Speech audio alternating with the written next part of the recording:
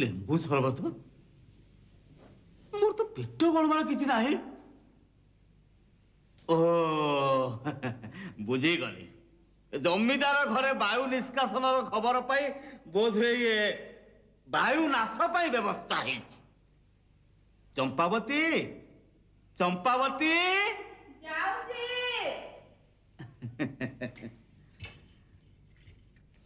କଣ ହେଲା? ଏ ମୋର ଆଉ ବାୟୁ ଦୋଷ ନାହିଁ ମ, କେବେଠୁ କଟିଗଲାଣି ପରା।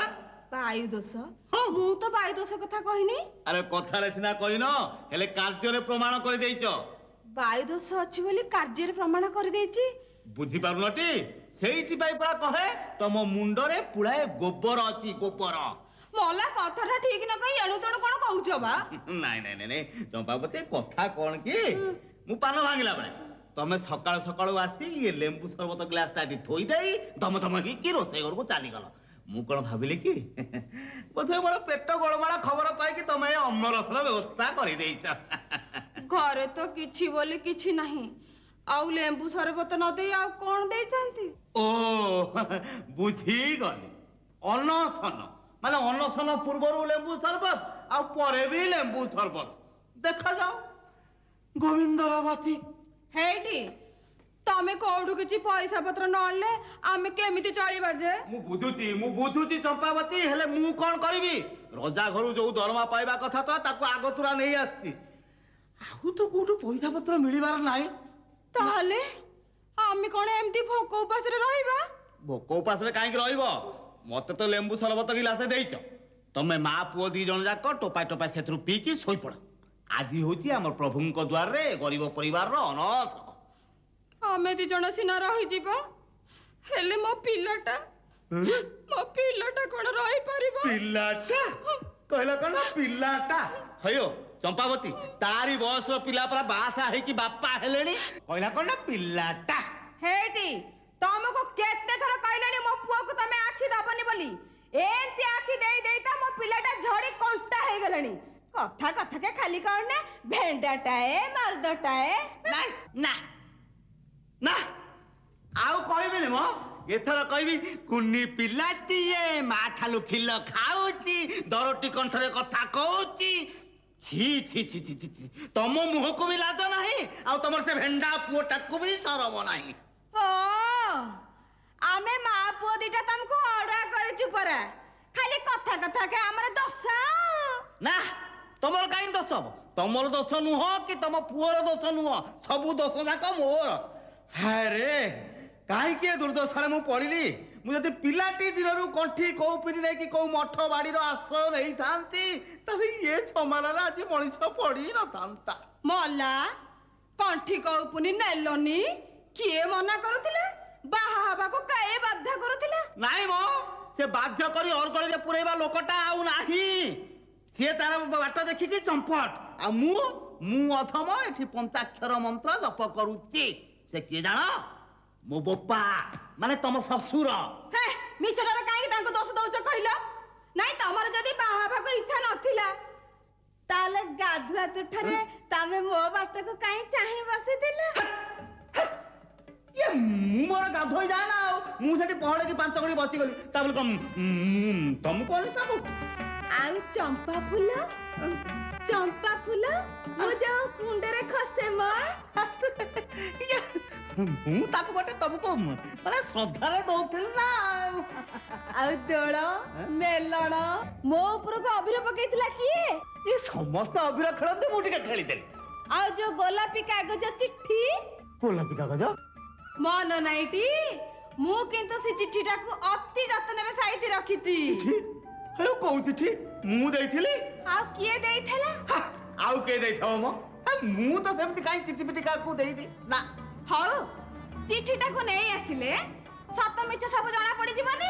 କେଜାଣି କେତେବେଳେ କୁଆଡୁ ଲେଖି ଦେଇଥିବେ ଆଉ। ଆଚ୍ଛା ଚମ୍ପାବତୀ, ତମର ସେ ଚିଠିରେ କଣ ଲେଖା ଥିଲା ମନେ ଅଛି କି? ତମର କଣ ଜମା ମନ ଥିବ କି? ଖାଲି ତମେ କଥା ଗୋଳେଇବାକୁ ଏମିତି କହୁଛ ନା।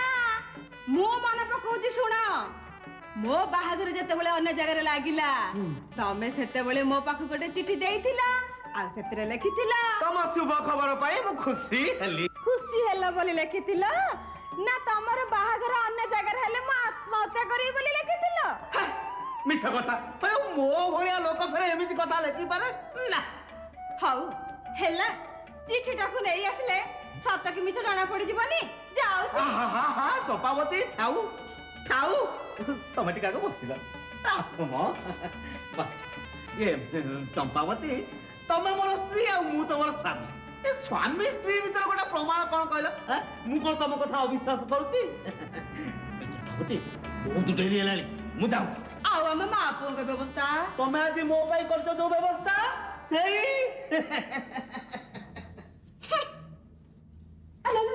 ପଟୁଆଟା ଛାଡିଗଲା। ମାୟୋ ଛତାଟା ବି। ଓହୋ, ଏଇଠି ଶୁଣୁଛ? ଆଉ ତମ ଛତା ପଟୁଆ ନବନି କି? ମୁଁ ଦେଖୁଛି ଚମ୍ପାବତୀ, ଖଞ୍ଜି ଦବାରେ ତମେ ବଡ ଓସ୍ତାଦ। ବିନ୍ଧାଣି ତ ତମକୁ ସରି ହବନି ଆଉ। ତା ନହେଲେ ମୋର ଯୋଉ ଭୁଲା ମନ ସପରା ଛାଡି ଛୁଡି ଦେଇ ଯାଇ ବାଟରେ ହଇରାଣ ହନ୍ତି। ଧନ୍ୟ କହିବ ସେ ବିଧାତାକୁ ଯେ ଗୋଟେ ମୋ ଭଳିଆ ବାଉଳା ମଣିଷକୁ ତମ ଭଳିଆ ଗୋଟେ ଚତୁର୍ଗୁଣା। ସତରେ ମୋର ବଡ ଭାଗ୍ୟ। ଥାଉ, ଆଉ ପ୍ରଶଂସା କର ନା। ଦେଖିଲେ କଥା ନ କହେ, ନ ଦେଖିଲେ କାନ୍ଦୁଥାଏ। କେତେବେଳେ ନୂଆ ସଂସାର କରିବାକୁ ମନ ବଳୁଛି ତ କେତେବେଳେ ମଠକୁ ଯିବାକୁ ମନ ଟାଣୁଛି। ହେଇଟି ତମର ଯଦି ମୋ ପ୍ରତି ସରଦା ଥାନ୍ତା ସେ କଥା ମନକୁ ଆସୁଥାନ୍ତା। ଆରେ ନାଇଁ ନାଇଁ ଚମ୍ପାବତୀ, ଗୋଟେ କେତେବେଳେ କଣ କହିଦେଲି ନା ଆଉ ସେଇ କଥାକୁ ମନରେ ଧରିକି ବସିଛ। ହେଇଟି ମୁଁ ଚାଲିଲି। ହେଇଟି ଘରେ କିଛି ବୋଲି କିଛି ନାହିଁ, ସେ କଥା ଯେମିତି ମନେ ରହେ। ସେଇ ତ ମୁସ୍କିଲ କଥା। ହେ ଚମ୍ପାବତୀ, ତମେ ତ ଜାଣ ଆମ ଘରେ କିଛି ନାହିଁ। କୋଉଠୁ କଣ ଆଣିଲେ ଚୁଲି ଉପରକୁ ହାଣ୍ଡି ଯିବ, ନଇଲେ ଏକାଦଶୀ ପାଳିବାକୁ ପଡିବ। ଟିକେ ଚକି ରଖି ଖର୍ଚ୍ଚ କଲେ ଚଳନ୍ତାନି। କାଲି ପରା ମୁଁ ତମକୁ ପଇସା ଦେଇଥିଲି, ଆଜି ଖର୍ଚ୍ଚ ହେଇଗଲା। ମଲା, ମୋ ପାଖରେ ଯେମିତି ଜମା କଲା ଭଳିଆ କହୁଛ। ଏ କୋଉଠି 2-4 ଦିନରେ 100-50-25 ଏମିତି ଆଣୁଛ। ସେଥିରେ ପୁଣି ପନିପରିବା, କ୍ଷୀର, ସଉଦା ଏଡା ସବୁ ଆସୁଛି। ଆଉ ପୁଣି ଧାର ଉଧାର ଯାହା ଅଛି ସିଏ ବି ସୁଝା ହଉଛି। ଆଉ ପଇସା ଆସିବ କୋଉଠୁ? ଏରେ ସେଥିରେ ତ ମୁଁ ଆଉ ଶାଢୀ ଗହଣା କିଣି ଦଉନି। ହଉ ହେଲା, ତମେ ଯଦି ଅଳ୍ପ ପଇସାରେ ଘର ଚଳିବାକୁ ଚାହୁଁଛ ଚଳ। ରାମ ରାମ ରାମ ରାମ ରାମ, ଏକାମ ଆଉ ମୁଁ। ହዮ ଚମ୍ପାବତୀ, ମତେ ସବୁ କଥା କହିବ, କଲେ ଏକଥା କହିବନି।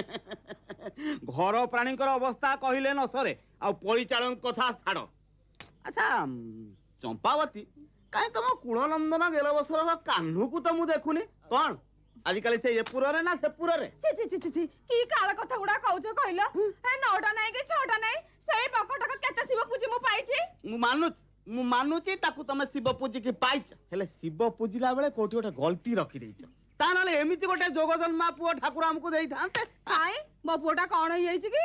କିଛି ନାହିଁ, କିଛି ନାହିଁ, ଖୁବ ଭଲ ଚମ୍ପାବତୀ। ଖାଲି ଯାହା ଗୋଟେ ପ୍ରାପ୍ତ ବୟସରେ ଯୌବନରେ ମାନେ ଗୋଟେ କଣ୍ଢେଇ ଖେଳ ଖେଳୁଛି। ମୋ ବାପ ପଣିଆକୁ ଧନ୍ୟ, ତା ପୁଅ ପଣିଆକୁ ଧିକ୍। ଶୁଣ, ଟିକେ ଠାକୁରଙ୍କୁ ଡାକ ଯେମିତି ଆଜି ମୁଁ ଖାଲି ହାତରେ ନ ଫେରେ। ପ୍ରଭୁ ହେ।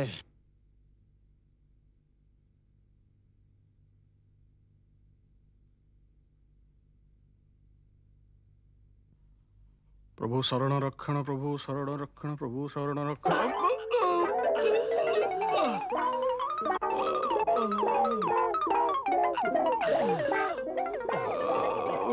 प्रभु, आज मोर घातचंद्र दोष थिला, कटी गला। मोर मध्य सेही जोग थिला पंडित महाशय। हाँ, सकाळू सकाळू परा खड़ी रत्ने कहितले आज तमर गोटाए दीर्घकाय चलंती जान सहित धक्का हब। चलंती जान सहित धक्का हब? हाँ, हेई पारे। हाउ हब कौन, एठी कटिगला।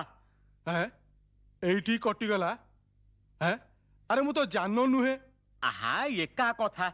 आपण तो चलंती माने अचलंती नुहंती, ता छड़ा दीर्घकाय ठीक मिसी गला। उभयंकर ग्रह दोष कटिगला। ग्रह दोष सिना कटिगला पंडित महाशय, हेले शरीर पीड़ा आरंभ होई गला। माने आपण सहित मो देहर जोड़ी धक्का हैला, सेठी किछि मांस भीतर को पसी गला। ये पीड़ा कौन सहजरे जीव पंडित महाशय? छाणतु ग्रह दोष। ये पंडित महाशय कौन कहूच? महाराजा कौन उआसारे अछंती? महाराज उआसरे नाहंती, महामंत्री सहित बाहर को बुलिया को जाइछंती।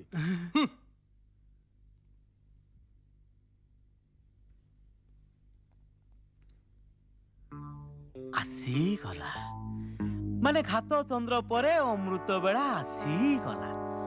ମହାରାଜା ଉଆସରେ ନଥିଲା ବେଳେ ମହାରାଣୀଙ୍କ ପାଖରୁ କିଛି ଧନ ଆଦାୟ କରିବାକୁ ପଡ଼ିବ, କିନ୍ତୁ କେମିତି ଆଦାୟ କରିବି ଏଇ କଥା କହିବି ନା ସେ କଥା କହିବି, ଏଇ କଥା କହିବି ନା ସେ କଥା କହିବି ନା ଏ କଥା କହିବି।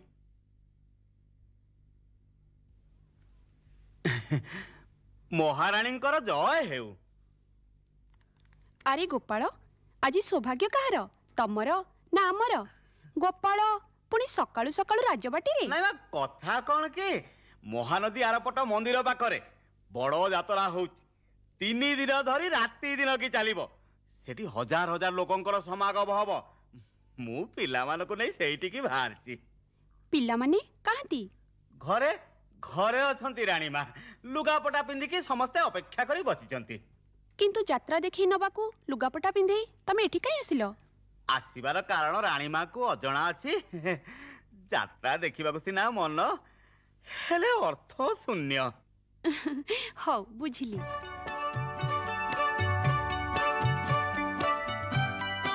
ଏଇ ନିଅ, ତମ ପିଲାମାନଙ୍କୁ ନେଇ ଯାତ୍ରା ଦେଖିବାକୁ ଯିବ। ରାଣୀମାଙ୍କର ଜୟ ହେଉ।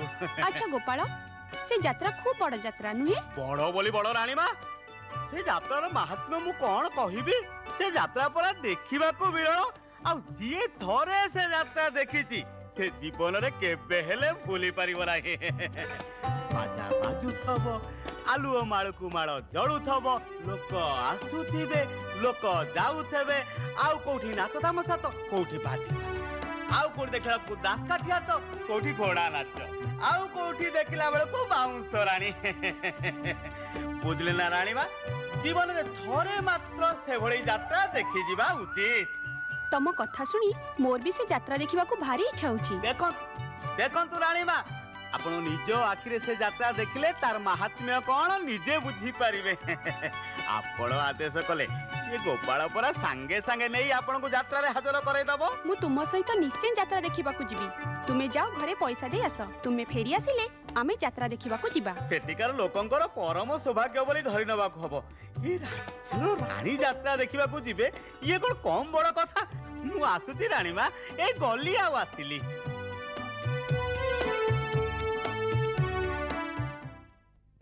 ତୁମେ ଖାଇବାକୁ ଦେ, ଖାଇବାକୁ ଦେ।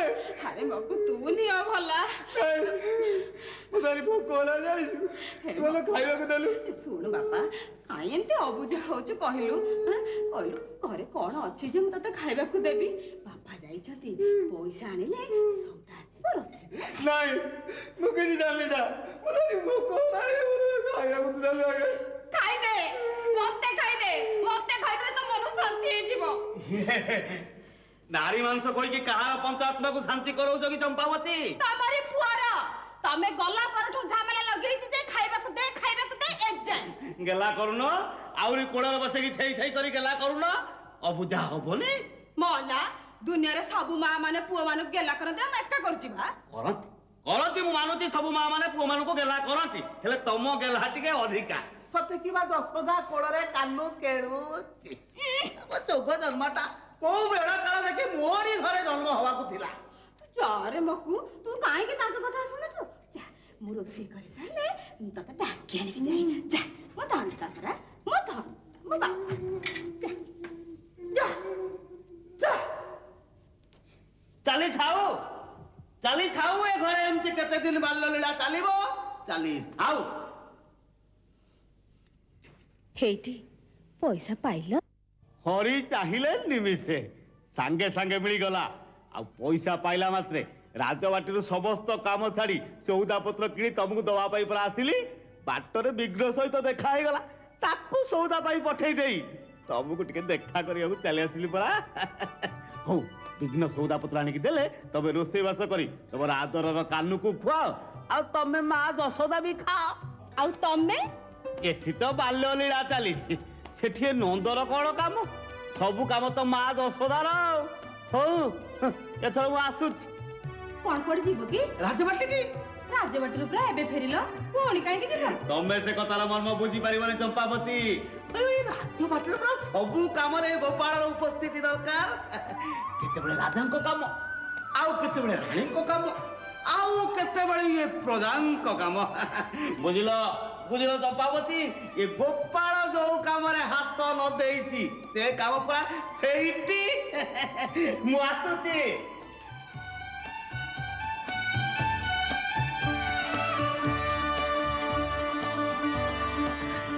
ଶୁଭବେଳା।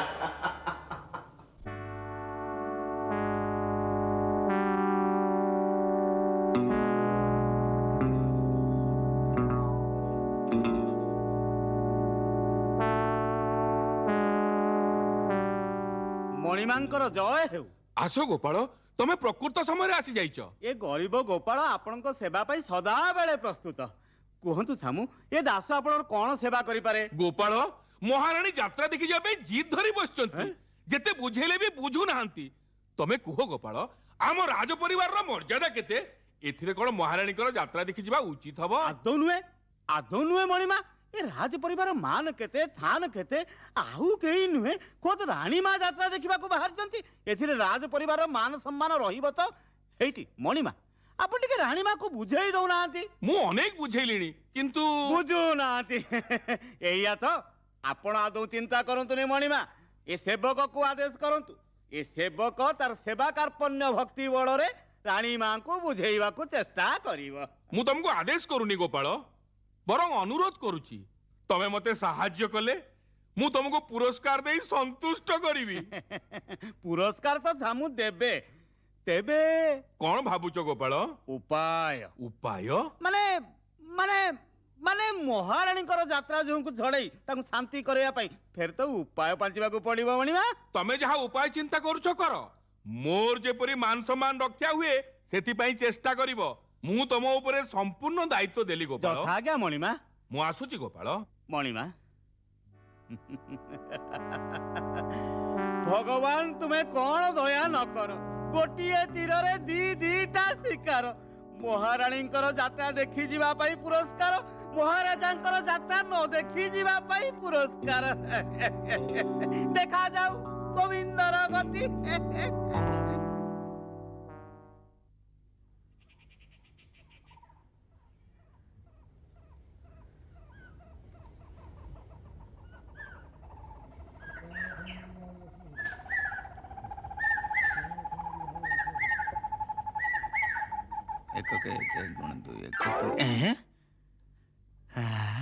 ଆରେ ରେ,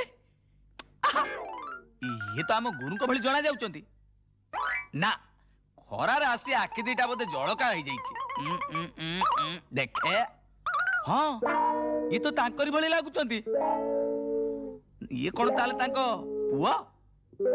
ନା, ପୁଅ ତ ଏତେ ବଡ ହବ ନାହିଁ, ସେଟା ତ ଛୋଟିଆ। ଇଏ ନିଶ୍ଚୟ ତାଙ୍କ ଭାଇ। ନାଇଁ ମ, ତାଙ୍କର ତ ଭାଇ ଫାଇ କେହି ନାହାନ୍ତି। ଠିକ ଅଛି, ଯାଇ ଦେଖେ।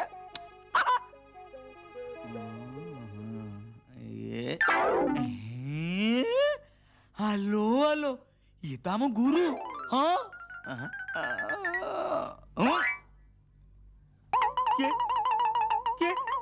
ହାय ବାବା, ଏ ଜଙ୍ଗଲେ କିଏ ତ୍ରାହି ପଡିଲ? ହାୟ ବାବା, ମୁଁ ଠାକୁର ଠାକୁରାଣୀ ନୁହେଁ କି ତାଙ୍କ ପୂଜକ ନୁହେଁ, ମୁଁ ଜଣେ ସାଧାରଣ ମଣିଷ। ଆରେ ମୋ ଜୋଳ ଦିଟା ଛାଡ, ମୁଁ ଯାଏ। ସେ କଥା ହବନି ଗୁରୁ, ସେ କଥା ହବନି। ପାଦ ଧୂଳି ନ ମିଳିଲେ ମୁଁ ଏଠୁ ଜମା ଉଠିବିନି। ଶୀତ, ବର୍ଷା, ଖରା, କାକର ଏମିତି ପଡି ରହିଥିବି। ହଁ, ଇଏ ତ କଠୋର ସାଧନା। ଖରା, ବର୍ଷା, ଶୀତ, କାକର। ହାୟ ବାବା, ଆଉ ଝାମେଲା ନ କରି ମୋ ଗୋଳ ଦିଟା ଟିକେ ଛାଡି ଦିଅ, ମୁଁ ପଳେଇ ଯାଏ। ନା, ଆଶୀର୍ବାଦ ନ ମିଳିଲେ ମୁଁ ଏଠୁ ଜମା ଉଠିବି ନାହିଁ। ମିଳିବ ମିଳିବ ବାବା, ନିଶ୍ଚୟ ମିଳିବ। ଉଠ।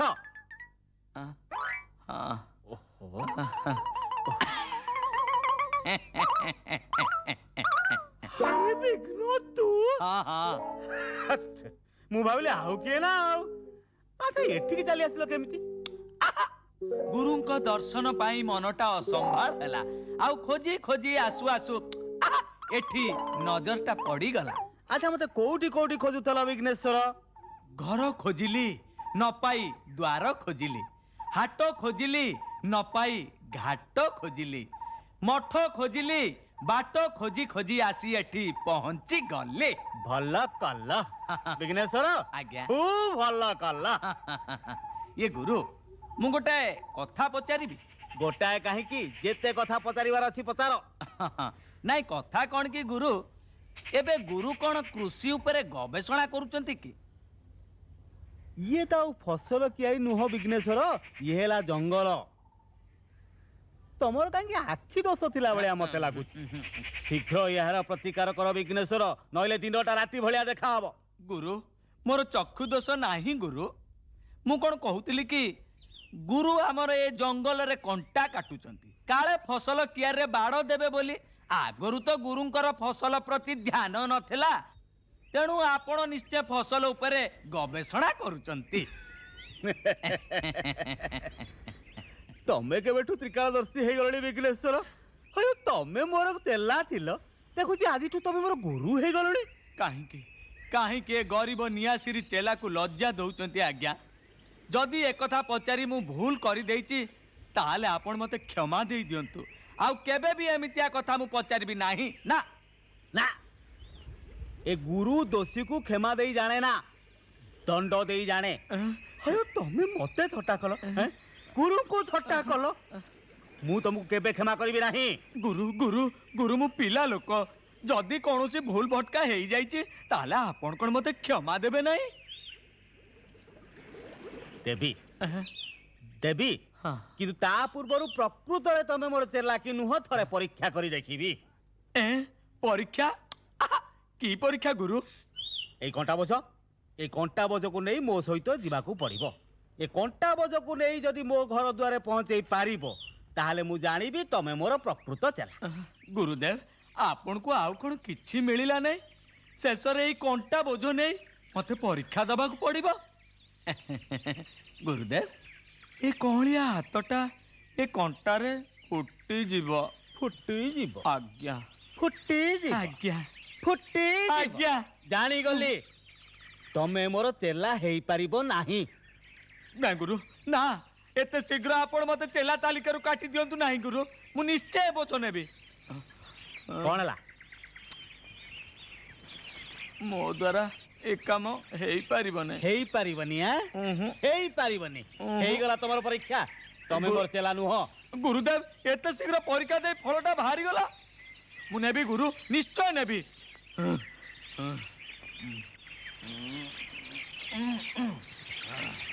ଆସ। ଚାଲନ୍ତୁ।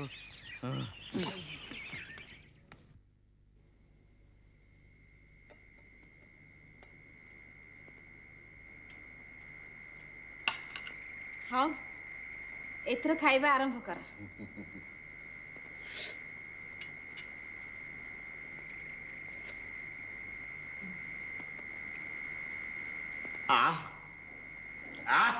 ଆଜି ବି ଖାଇବାଟା ଭାରି ବଢିଆ ହେଇଛି। ଭଲ ହେଇଛି? ଭଲ ହେଇଛି ମାନେ ଦେବତୁଲ୍ୟ ଖାଦ୍ୟ ତ। ଆଉ ଗୋଟେ ଦେବି? ନାଇଁ ନାଇଁ ଥାଉ, ଆଉ କଣ କିଛି ଦେବିନି? ଏତିକିରେ ତ ପଞ୍ଚ ଆତ୍ମା ଶାନ୍ତି। ତମେ ପୁରା କ୍ଷୀରି ଖାଇବାକୁ ଭଲ ପାଅ? ଭଲ ପାଏ ମାନେ ମୁଁ ପୁରା ଭାରି ଭଲ ପାଏ। ମୁଁ ତ ତମ ପାଇଁ କ୍ଷୀରି ତିଆରି କରିଛି, ଖାଅ। କ୍ଷୀରି?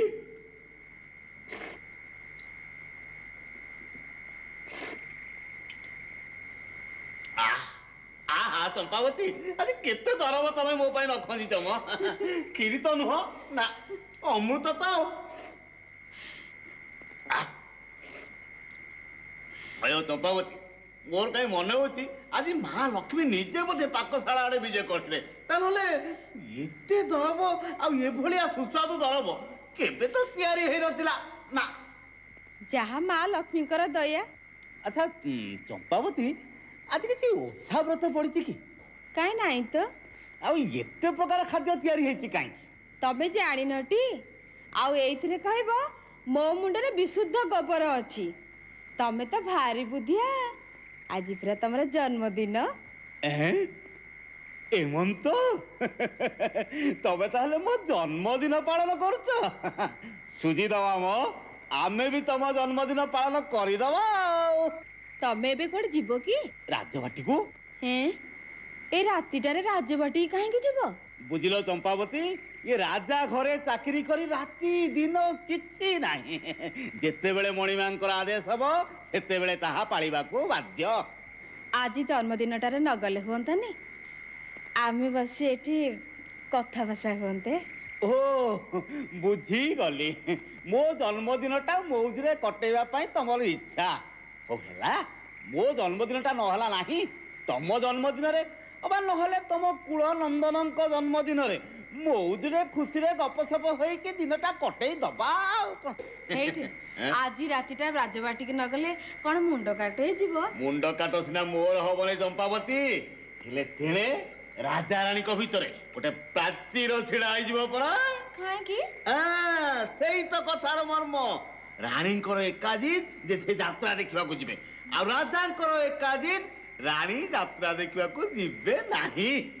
ସେଥିରେ ତମେ କଣ କରିବ? ବୁଦ୍ଧିର ଖେଳ, ଏମିତି ବୁଦ୍ଧିର ଖେଳ ଖେଳିଦେବି ଯେ ରାଣୀଙ୍କର ଯାତ୍ରା ଦେଖିବା ଆପେ ଆପେ ବନ୍ଦ ହେଇଯିବ।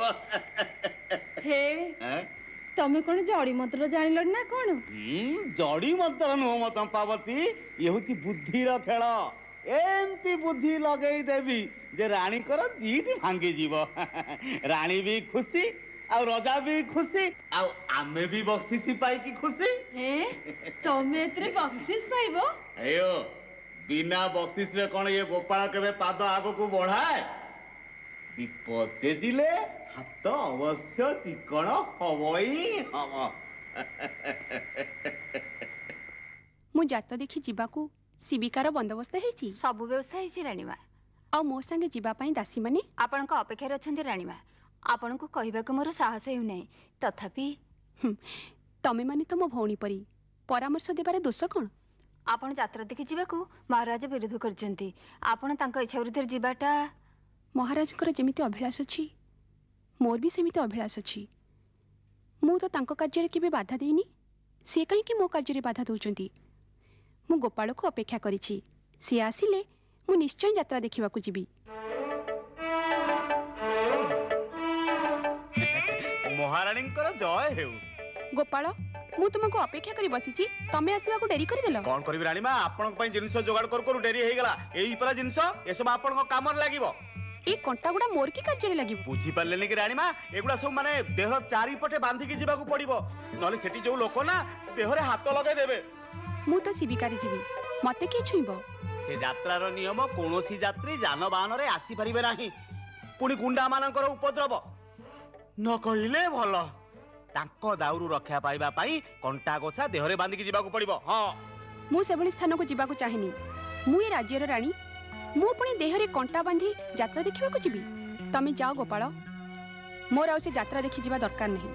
ଯାହା ମହାରାଣୀଙ୍କ ଇଚ୍ଛା। ମତେ ଏଥର ବିଦାୟ ଦିଅନ୍ତୁ ରାଣୀମା।